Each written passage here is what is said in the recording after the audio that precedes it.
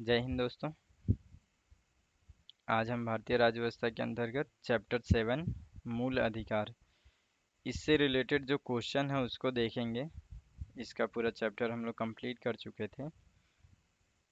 इसमें जो क्वेश्चन है उसको देखेंगे और एक दो पॉइंट इसमें देखेंगे कि जो नागरिकों को कौन सा अधिकार प्राप्त है और जो विदेशी हैं उनको कौन सा अधिकार प्राप्त है। ये पिछले भी मैं बोला था, पिछले वीडियो में भी बताने के लिए, तो उसको हम लोग देख लेंगे। ये इसके बाद हम लोग क्वेश्चन देखेंगे कि मूल अधिकार से कैसा प्रश्न पूछा जाता है। तो चलिए देखते हैं।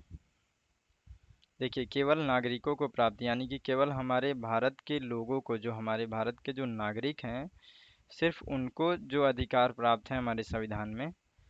वो कई बार ऐसा ये क्वेश्चन में आ जाता है, तो इसलिए आपको ध्यान में रखना है कि अनुच्छेद 15, ठीक है, केवल धर्म, मूल, वंश, जाति, लिंग और जन्म के स्थान पे जो भेदभाव है ये हमारे देश के नागरिकों के साथ कोई नहीं कर सकता। यानी कि विदेशियों के साथ हम लोग ये भेदभाव कर सकते हैं, ठीक है।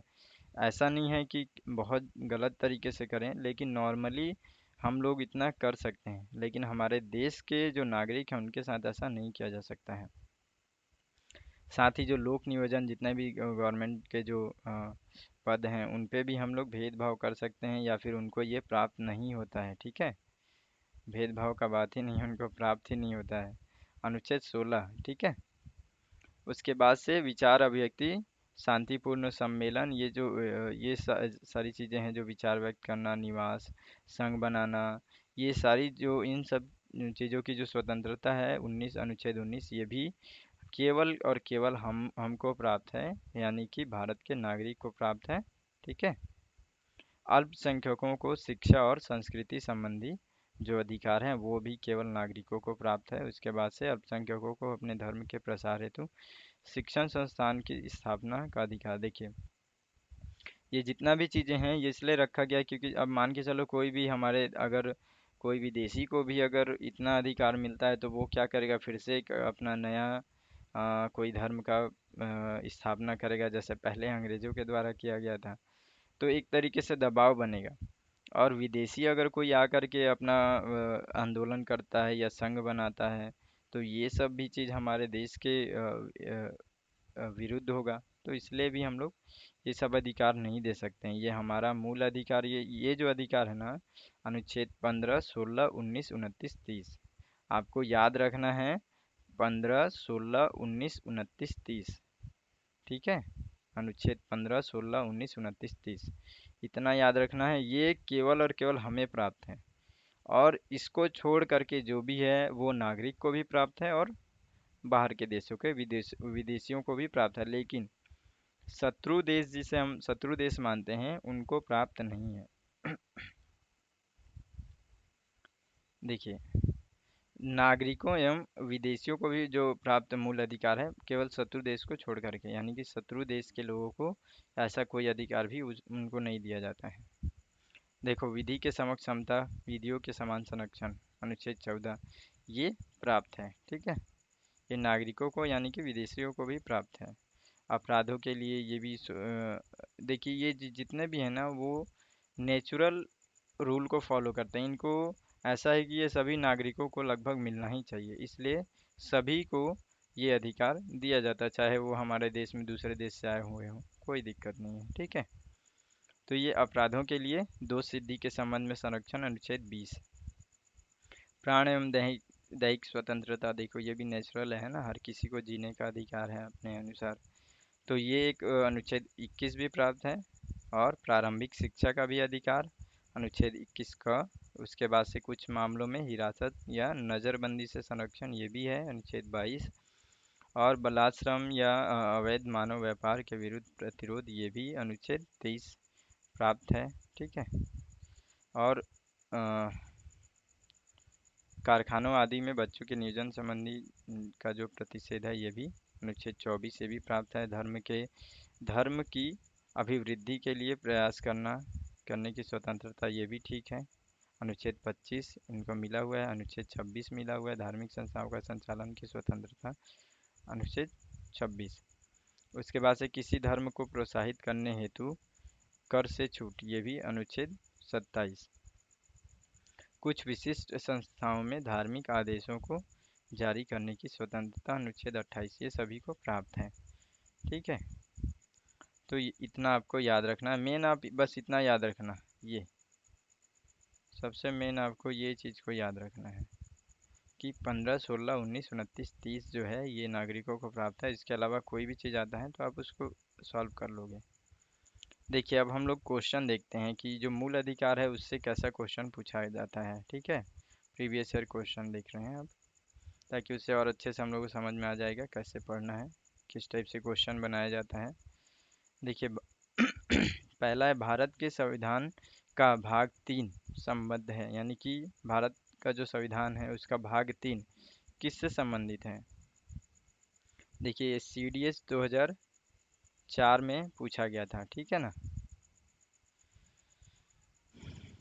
ए है राज्य के नीति निर्देशक तत्वों से, बी है मूल कर्तव्यों से, सी है नागरिकता से, और डी है मूल अधिकारों से। लगभग सभी प्रश्न एकदम इजी हैं, आप बहुत अच्छे से उसको सॉल्व कर सकते हैं। अगर आपने अच्छे से समझा है मूल अधिकार को तो आप बहुत इजी से समझ जाएंगे। ठीक है, तो इन सब का आंसर आप बताइएगा। दूसरा प्रश्न है, भारतीय नागरिकों को मौलिक अधिकारों का वर्णन है। भारतीय नागरिकों को मौलिक अधिकारों का वर्णन है। अच्छा, मतलब इसमें ये पूछा गया है कि मौलिक अधिकार का जो अधिकार का जो वर्णन है, यानी कि अनुच्छेद कितना से कितना अनुच्छेद में है। ये BPSC 1994 में पूछा गया प्रश्न है। देखो ए संविधान अनुच्छेद, इसमें क्या है, अनुच्छेद 12 से 35, या अनुच्छेद 13 से 36, बी, या फिर सी 15 से 30, या फिर डी 16 से 40। हम लोग इसको भी अच्छे से जानते हैं। ठीक है, आप इसको सॉल्व कर सकते हैं। इस तरीके से प्रश्न पूछा जाता है।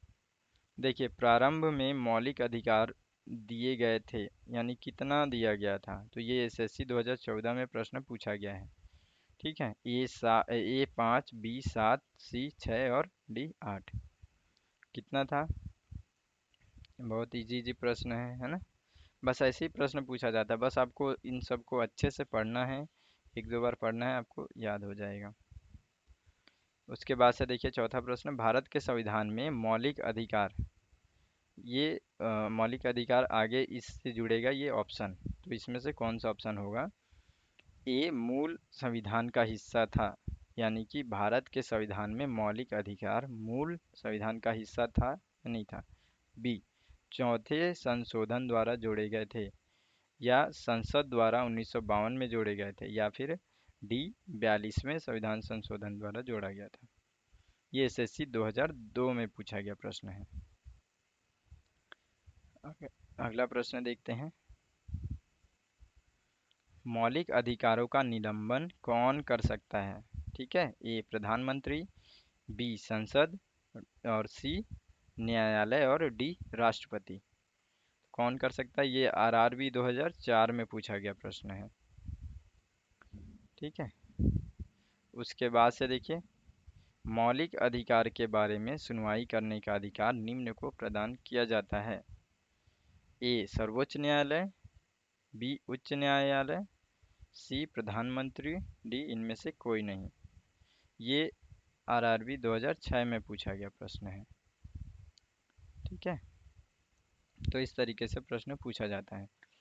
उसके बाद सातवां प्रश्न है, भारतीय नागरिकों को प्रदान किए गए मूल अधिकारों को ए निलंबित नहीं किया जा सकता है, बी निलंबित किया जा सकता है, सी किसी भी परिस्थिति में निलंबित नहीं किया जा सकता है, और डी ऊपर निर्दिष्ट कुछ भी सही नहीं है। देखिए थोड़ा सा घुमावदार क्वेश्चन है, लेकिन ये फिर भी देखिए कब आया था, SSC 1999 में। ठीक है, तो ये इस तरीके का भी प्रश्न बनता है। बस आपको अच्छे से आप समझ गए रहेंगे तो आप, इसको भी हम लोग पढ़े थे है ना। तो इसमें क्या आंसर होगा बताइएगा।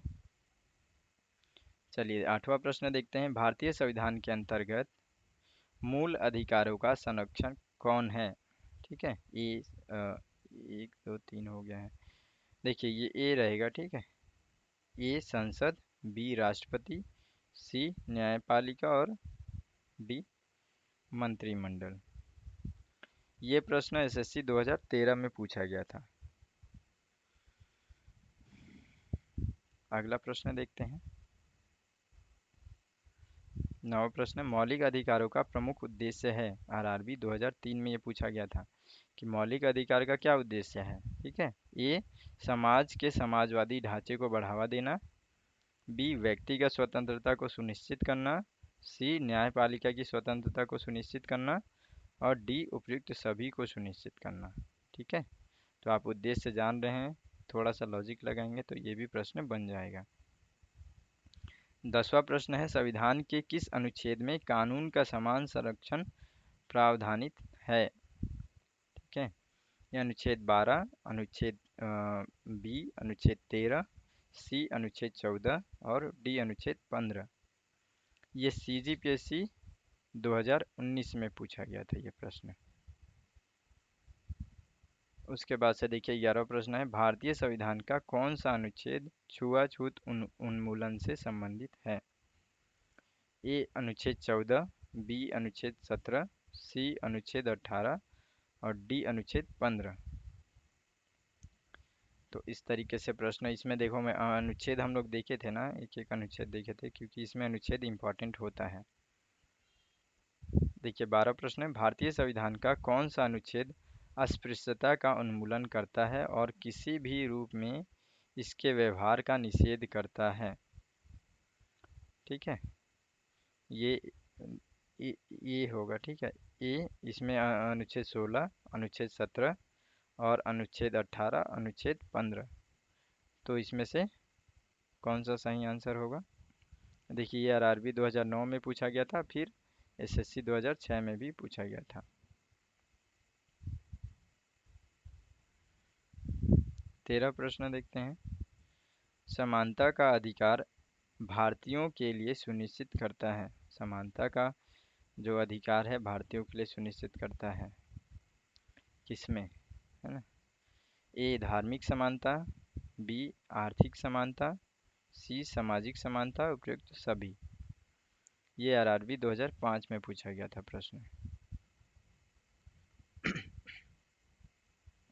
14 प्रश्न देखिए, भारत में समाचार पत्रों का स्वतंत्रता किस में निहित है। इस तरीके का यह प्रश्न है। देखिए ए, संविधान के अनुच्छेद 19 एक क में विशेष रूप से उपबंधित है। बी, संविधान के अनुच्छेद 1 क में प्रत्याभूत अभिव्यक्ति के व्यापक स्वतंत्रता में निहित है। सी, संविधान के अनुच्छेद 361 क के उपबंधों द्वारा प्रत्याभूत है। देश में विधि के शासन के प्रवर्तन से ही उद, उद, उद्भूत है, यानी कि एक तरीके से उसमें मिला हुआ है। तो देखिए इसका क्वेश्चन थोड़ा सा घुमावदार है। ये आईएएस 1994 में ये प्रश्न पूछा गया था। ठीक है। तो जो ये जो प्रश्न है ना, इसमें थोड़ा सा मतलब एक तरीके से घुमावदार प्रश्न है। थोड़ा सा इसमें लॉजिक अगर लगाते हैं तो हम लोग का जो 19 का जो 1 का जो क है ना, उसमें हम लोगों को बोलने का अधिकार है। तो बोलने का अधिकार है। देखिए यहाँ पे जो जो ऑप्शन ए है ना, संविधान के अनुच्छेद 19 एक क में विशेष रूप से उपबंधित है। ठीक है। मैं इसको बस इस क्वेश्चन को थोड़ा सा मैं डिस्कस कर रहा हूँ क्योंकि बाकी क्वेश्चन ऐसा नहीं है, ये क्वेश्चन थोड़ा डिफरेंट है। अब आईएएस का प्रश्न है तो थोड़ा सा इसमें डिफरेंस रहेगा, है ना। तो देखिए इसमें जो ये पहला है टॉपिक, ये संविधान के अनुच्छेद 19 एक क में विशेष रूप से उपबंधित है। तो ये जो ऑप्शन है ये नहीं होगा क्योंकि विशेष रूप से उपबंध नहीं किया गया है कि जो समाचार जो पत्र हैं, समाचार पत्र का क्या मतलब है, एक तरीके से बोलना और पूछना। ठीक है। एक तरीके से ये होता है कि किसी चीज़ को हम लोग गलत हो रहा है तो बताते हैं। समाचार पत्र यही है, लोगों तक एक विचार पहुंचाना। ठीक है, संदेश पहुंचाना जैसे बोल सकते हैं हम लोग। ठीक है। देश में कोई भी ऐसी घटना हो रही है तो उसकी जानकारी पहुंचाना। ठीक है। तो इसमें विशेष रूप से बंद नहीं किया गया है इसके लिए, लेकिन हाँ ये इसके अंतर्गत आता है।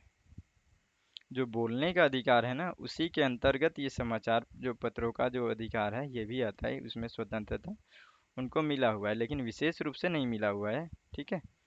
देखिए, अब है ऑप्शन ऑप्शन सी पहले देखते हैं। ठीक है।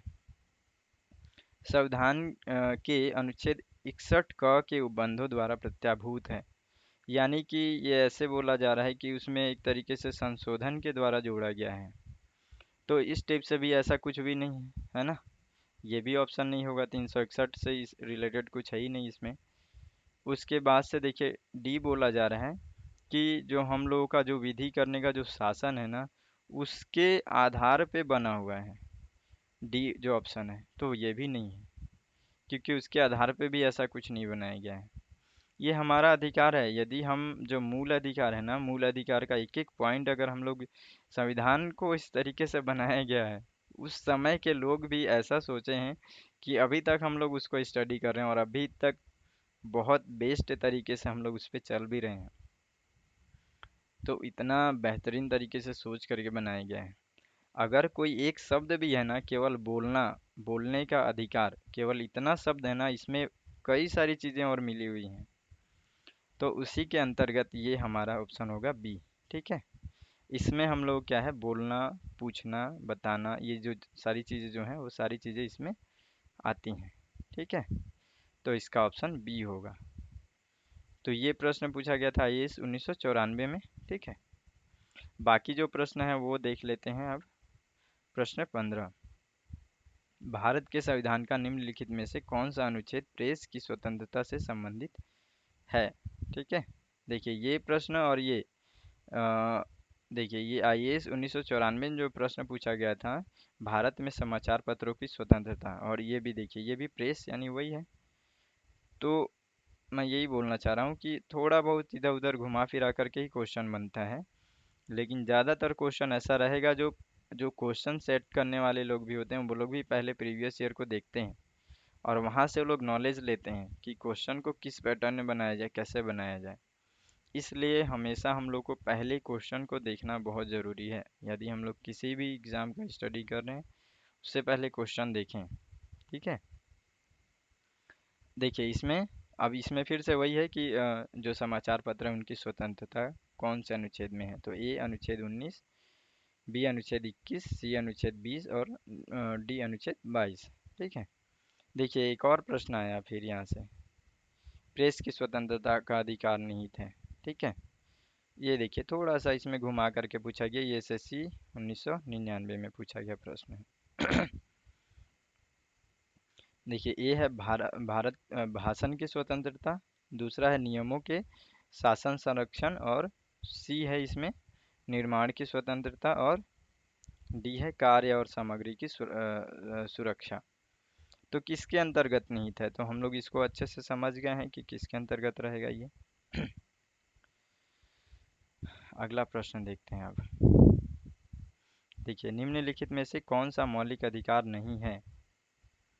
ए बोलने का अधिकार, बी हड़ताल पर जाने का अधिकार, सी व्यवसाय का अधिकार, और डी धर्म का अधिकार। थोड़ा सा ट्रिकी है लेकिन आप बता सकते हैं इसमें। ठीक है। ये आरआरबी 2003 में प्रश्न पूछा गया था।